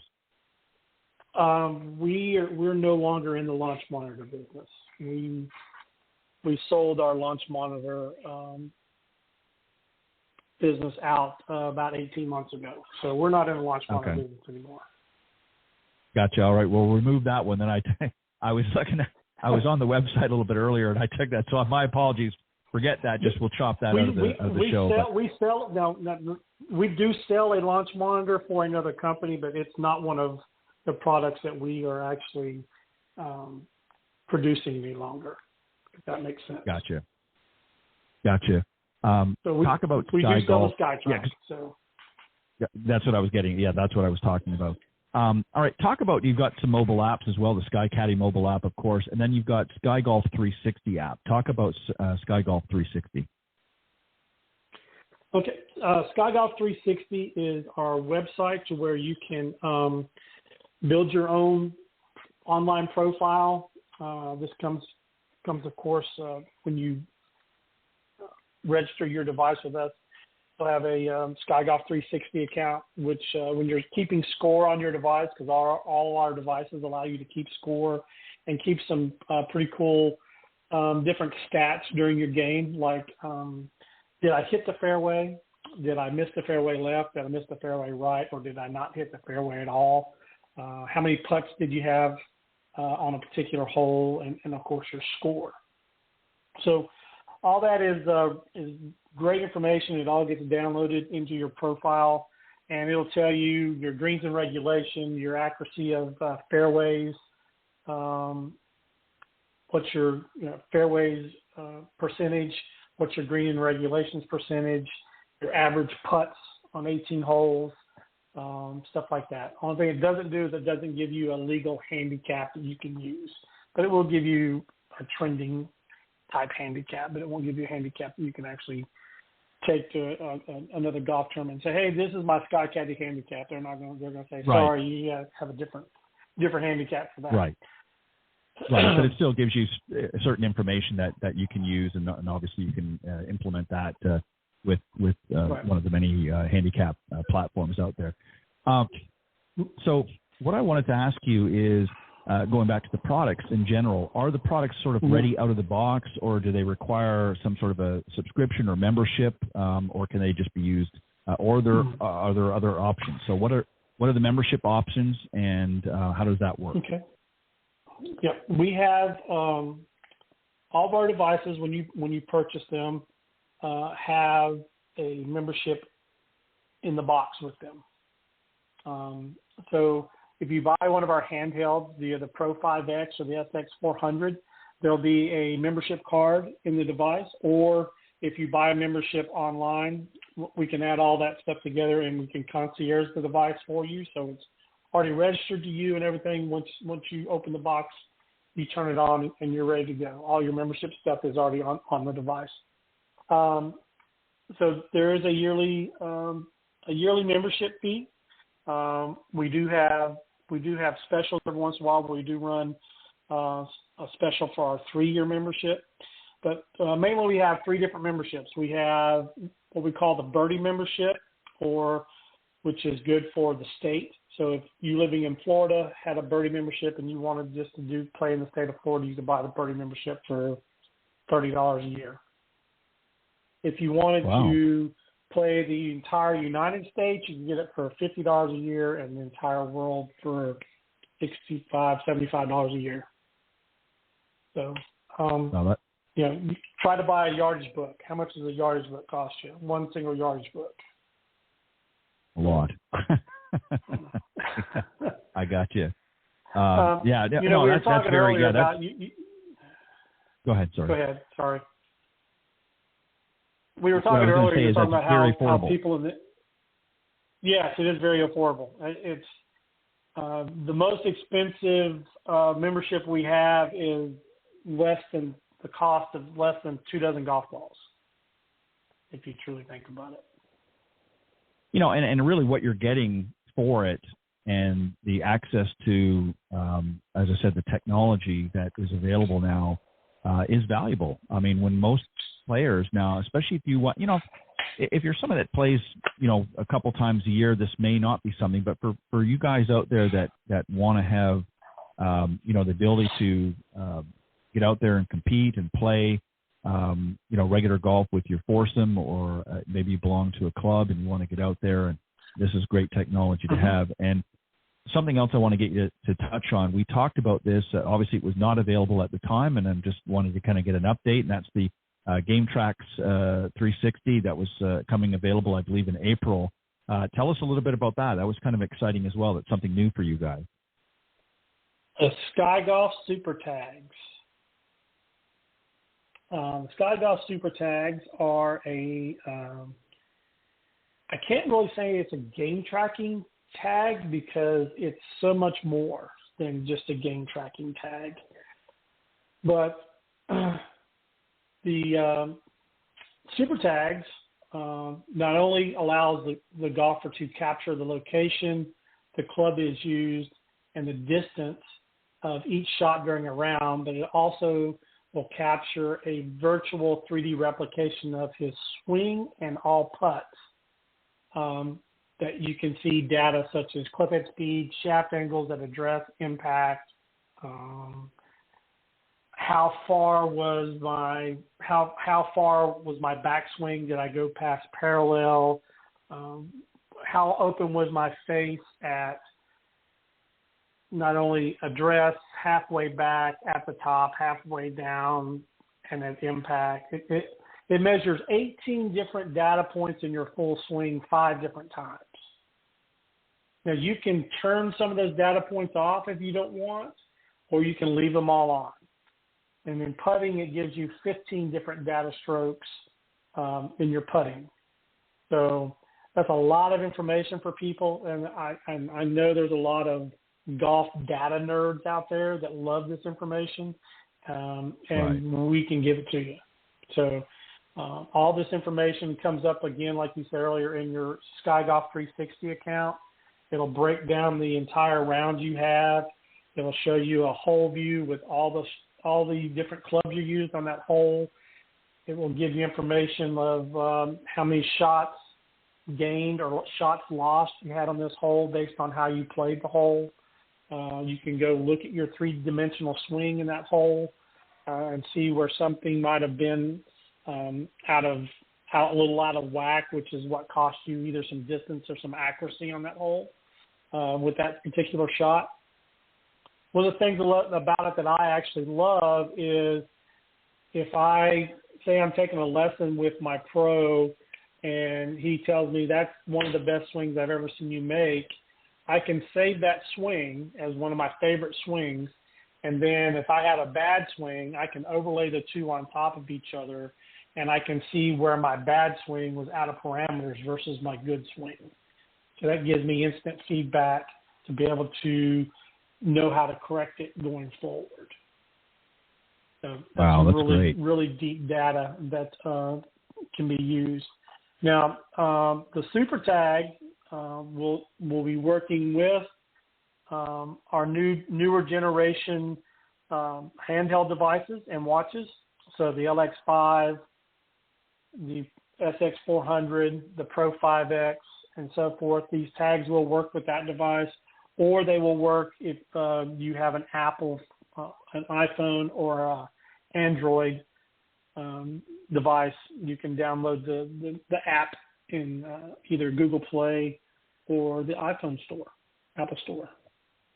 So wow, that's great. We're looking forward to that. We're still working a few kinks. We're still working a few kinks out. We're still doing some testing, trying to knock the last few kinks out before we actually release it. So keep watching our website, and going to be coming out soon. And I just wanted to ask you a question. You were mentioning about, if you're working with a swing coach or teaching professional with different information. So the statistics that are being gathered through your account, meaning if you're a player or what have you, that can that be easily shared with a coach or instructor? Can you send that data to them? Okay. So how does that? Do they connect somehow through that? Okay. Maybe just explain that, because I know that's going to be a question that people ask. Go ahead. Yeah, I think you can. You're going to be able to email that data to your instructor or share that with them right through the app. So it's going to be a very easy process to be done. It would be much easier to show than it would be to try to explain. So Sure. watch for our Right. once they're released. Watch for our YouTube channel on YouTube. On Sky Caddy's YouTube channel, and I guarantee you there's going to be some really cool videos out there to show you how to share this information with other people. So. Yeah, because I know that's going to be a big thing, with a lot of coaches and that, working with players, at various areas as people travel more and get out and play some golf. They want to be able to get that information to their instructor or swing coach, and as I said, with technology now, you're able to do that much easier. So that's a great, powerful feature to have, especially, from someone like myself that teaches players. Having that information is valuable to me as much as it is to the player themselves, because it gives me a better insight into what their game is. Really, definitely a powerful tool. Talk a little bit about, I see that you guys have partnered with Chris Trott as a product consultant and content creator. Tell us a little bit about that. That seems like an exciting partnership. Yeah, Chris Trott is one of the coolest guys I think I've met. I got to spend a lot of time with him at the PGA show. He did several demonstrations at the PGA show for us. Actually, he gave some people some lessons that were actually in the booth trying out the tags, and he would show them some things, and he would do a little correction with them, and then they could see it immediately what he was showing them. Chris was a club builder for TaylorMade, and a pretty good golfer himself. So, but yeah, it was kind of one of those friends of a friend's kind of thing that happened with Trotty, and he came in. We showed him what we're doing. He absolutely fell in love with the concept and says, "I've got to be a part of this," especially with the super tags. And he fell right on board. So he and I are going to get to spend a week together here coming up in May when we go to the Senior PGA Championships up in Michigan. And the reason that we'll be up there is because roughly about 50% of the Legends Tour in the EU, which is Champions Tour here, are actually using our SX550 or Pro 5X on tour with their caddy. And they've had amazing results with all of that. We're actually the official distance measuring device for the Legends Tour over there. I got to spend some time last year with the guys when they were over in Frisco, Texas at Fields Ranch, where the new PGA, home of the PGA is. And it was one of the funnest 3 or 4 days I've had, being out there talking to these guys, asking them, what do you think of the device? How do you use the device? Different things like that. I will tell you, most of them like the fact that they can, because even the pros get offline, right? Right. It's not just us, weekend golfers that get offline, but even the pros get offline sometimes. And one of the guys, this was one of my favorite quotes that he said. He goes, "I get offline." He goes, "It just happens." He goes, "If you play golf long enough, or hit enough golf balls, you're going to get offline every once in a while. He goes, what I love about the Sky Caddy is if I'm offline and I've got to pick a point to get back in play, he goes, my number one thing is I'm trying to keep high numbers off my scorecard.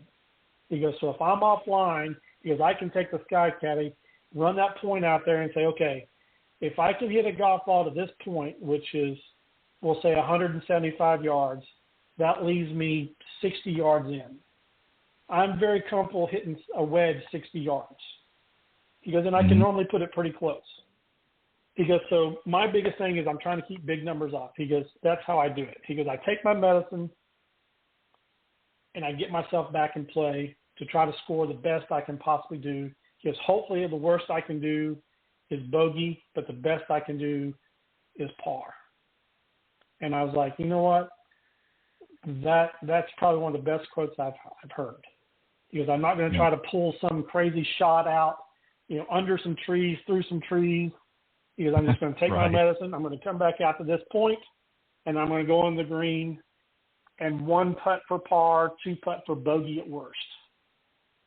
Mm-hmm. And I was like, that's amazing. Yeah, that's fantastic. As I mentioned in the beginning, the technology is continuing to change and grow. What do you see happening from you? And I know there's certain things you probably don't want to spill the beans on yet, but where do you see this technology going with SkyGolf as we move forward, as the years roll by? It's just going to continue to keep changing and growing, I'm sure. But what do you see happening? What do you see sort of as the next trend coming through?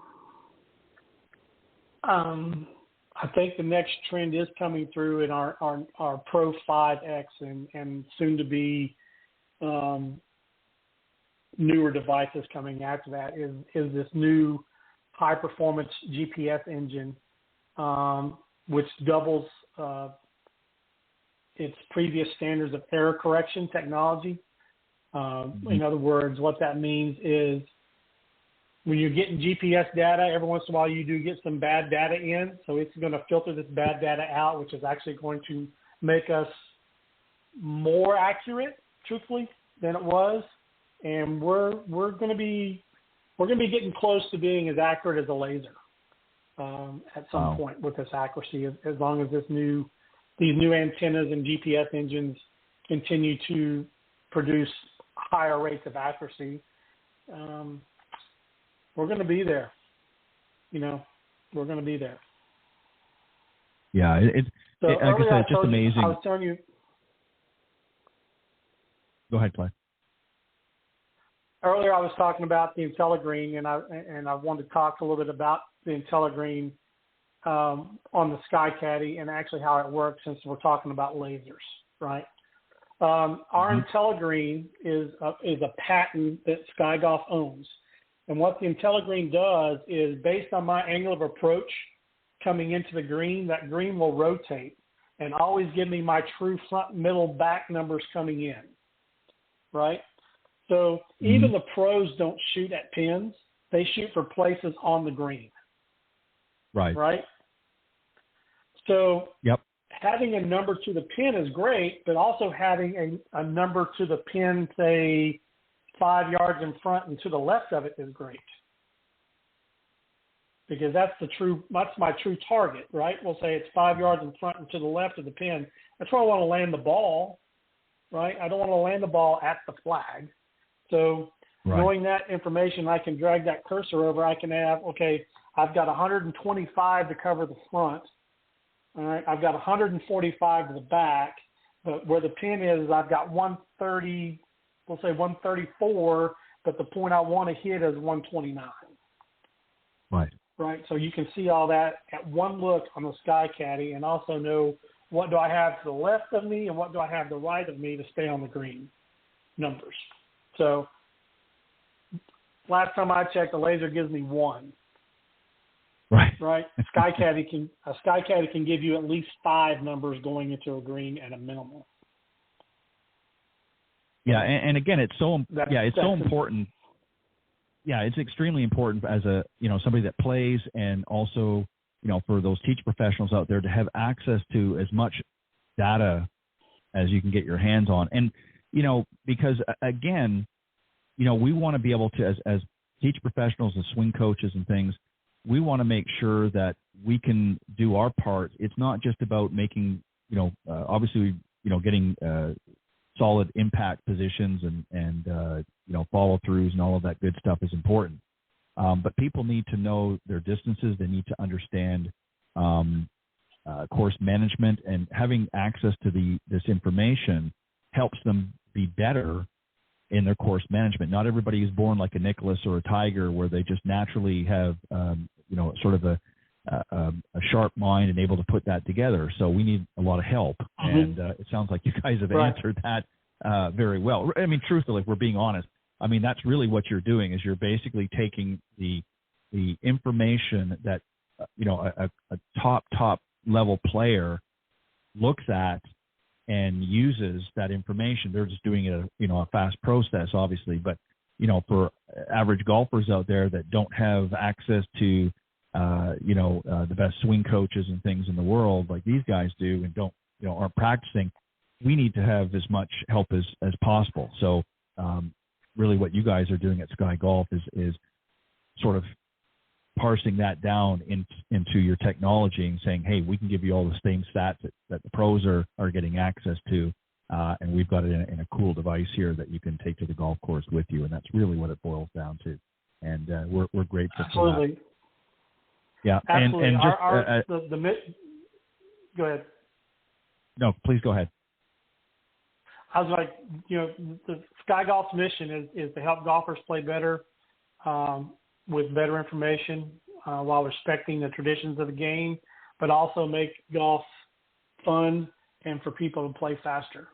So, we're giving everybody that information. I was told a long time ago when I was first started playing golf, I had a friend of mine tell me, who was kind of helping me with the game, because he was a much better golfer than I was. And he says, Clay, there's one thing you got to remember. It's not the arrows, it's the Indian. So right. You can have all the best equipment in the world and have all the information in the world, but you're the one that's still got to produce that swing and that shot to pull it off. So that's correct. Yeah, well said. Some good advice for sure. All right. What's the website that we want to send people to get more information? And if they want to purchase some of the products that we were talking about tonight and or take out membership if they need it, where can they go to get more information? SkyGolf.com. Nice and simple. Just like I like it. Oh, perfect. Trying to make it as easy as possible. Yeah, it doesn't get any better than that. All right. Well, listen, Clay, thank you very much for coming on tonight. I appreciate it. A lot of great information. And for those that maybe are, still trying to, improve their game, as we talked about, there's a lot of great technology out there, and you guys are a leader in that business. And we're happy to put in any way that we can to draw people to your attention. So go to skygolf.com is the website. All of the products that we talked about and more are on there. And a lot of the information is there available and I know Clay is eager to answer any questions that you may have. So I'm sure you can contact them through the website as well, and he'll be happy to help any way that he can. But Clay, thank you very much for coming on tonight. It's been a pleasure, and it was great speaking with you again. And I look forward to seeing you in person again. Yeah, thanks again for having me. I appreciate it. And I guarantee if somebody leaves a comment or something on the website or something, that somebody will be able to get a hold of me. I can guarantee it. So perfect. Clay, thank you again for being my special guest tonight in Golf Talk Live. You're welcome to come back anytime, and I promise next time when I operate the camera, I'll make sure that my finger stays off the button. But thank you, my friend. You have a good one. Nope. And we'll talk to you real soon. All right, Ted. Thank you. Have a good night. Yeah, you too. Enjoy the Masters. Will do. Thank you. All right. That was my special guest, Clay Simpson, Logistics and Operations Manager at Skyhawk, which is the parent company for SkyGolf and Sky Caddy. Very quickly, I want to, literally only have a few moments left. as John had alluded to earlier on the Coach's Corner panel, John and Jim are going to be joining me and others up at Macklemore Resort June 7th to 9th for another Golf Tips Golf School. We already got the word out there, so we've already got a few signed up for it. If you're interested in coming and joining us and really wanting to ramp up your game and have a great time at a beautiful resort, the Macklemore Resort is up in the foothills of Georgia, just a couple of hours north of Atlanta and about 45 minutes outside of Chattanooga, Tennessee. So it's a great location. It's about 2,000 feet up in the air, and it's got a great golf course and great food. And the new Hilton has opened up there, so there's some great lodging. If you're interested in participating and getting more information, you can reach out to me at editor@golftipsmag.com. That's editor@golftipsmag.com. Send me an email. I'll be glad to answer any questions that you may have about the upcoming golf school. The dates, again, are June 7th to 9th, and it's a 3-day golf school. A lot of good stuff, a lot of great instruction.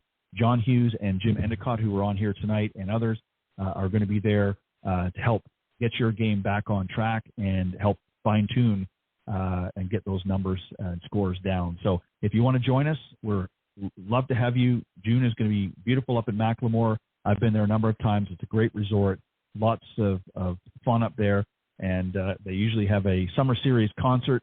I believe every weekend they have some entertainment up there. I'll get more information on that for you. But if you want to reach out to me at editor@golftipsmag.com, just say that you're interested in getting more information about the golf school, and I'll happily send you a package, itinerary, and what the costs are going to be. But it's definitely a good time, definitely something that you don't want to miss. Again, the dates are June 7th to 9th. Hope you'll join us. Again, reach out to me at editor@golftipsmag.com. All right, special thanks again to John Hughes and Jim Endicott for joining me on the Coach's Corner panel. Also, special thanks to my good friend Robert Kaufman for helping host the travel segment, and our special guest there, Brian Alley, Director of Golf and Recreation at the Primland Resort in Virginia.